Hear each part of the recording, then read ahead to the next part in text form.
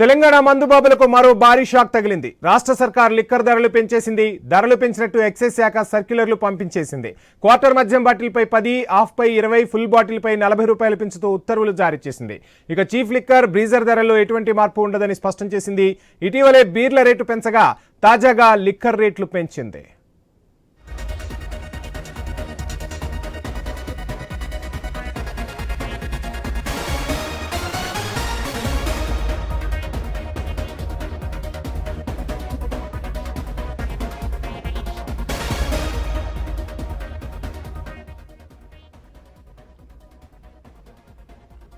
తెలంగాణలో మందుబాబులకు మరో భారీ షాక్ తగిలింది. రాష్ట్ర సర్కార్ లిక్కర్ ధరలు పెంచేసింది.